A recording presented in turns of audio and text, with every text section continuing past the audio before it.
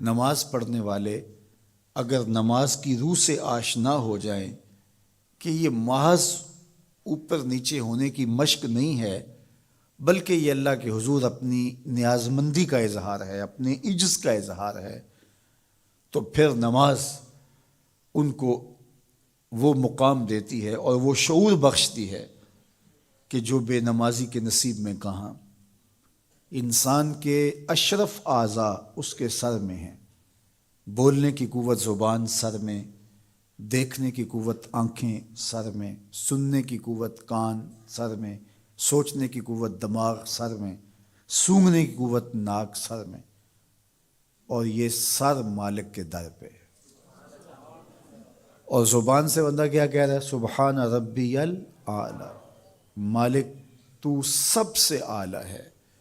اور اپنا رویہ اور عمل کیا ہے کہ اپنی ناک بھی خاک پہ رکھی ہے، پیشانی بھی خاک پہ رکھی ہے، اور باقی اعضاء بھی خاک پہ ہیں۔ تو گویا عملاً یہ بتا رہا ہے مالک مجھ سے نیچا کوئی نہیں اور تجھ سے اونچا کوئی نہیں۔ اور اگر وہ نماز کی روح سے آشنا ہو جائے تو سجدے سے سر اٹھانے سے قبل اللہ سارے اس کے بوجھ اتار دے، اس کے من میں روشنیاں کر دے۔ تو نماز بندگی کا شعور دیتی ہے، من میں چراغاں کرتی ہے۔ اللہ کے حضور جھکنے سے بندہ ایسا بندہ کامل بن جاتا ہے کہ پھر وہ کسی اور کے آگے نہیں جھکتا۔ تو اپنی اولاد کو نماز کی محبت دو، نماز کی ترغیب دو، نماز کی عادت دو اور نماز کا حکم دو، اور ان کی عادت راسخ ہو جائے، طبیعت میں پختگی کے ساتھ نماز کو اختیار کرنا ان کی طبع میں جم جائے۔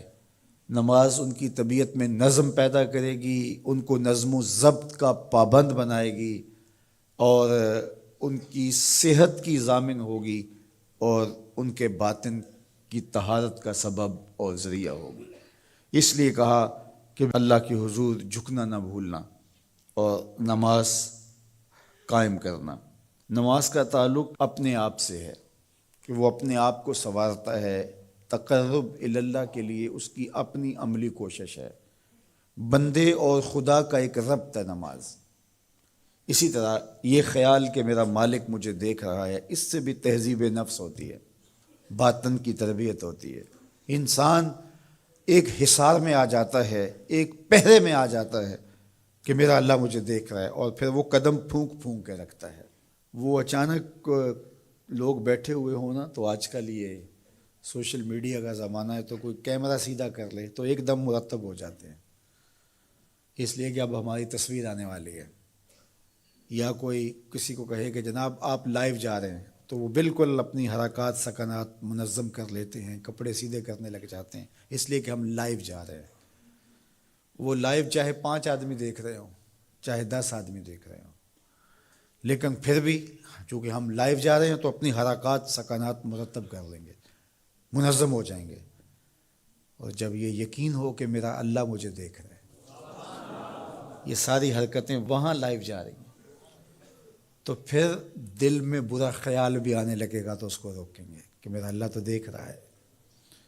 پھر بولی بھی مرتب ہو جائے گی، پھر رویے بھی مرتب ہو جائیں گے، طرز معاشرت بھی منظم ہو جائے گا، آنکھیں بھی نہیں بھٹکیں گی، خیال بھی نہیں بہکیں گے، سوچیں بھی آوارہ نہیں ہوں گی، چاہے آپ بند کمرے میں کیوں نہ ہوں، پھر بھی منظم رہیں گے، اس لیے کہ میرا اللہ مجھے دیکھ رہا ہے۔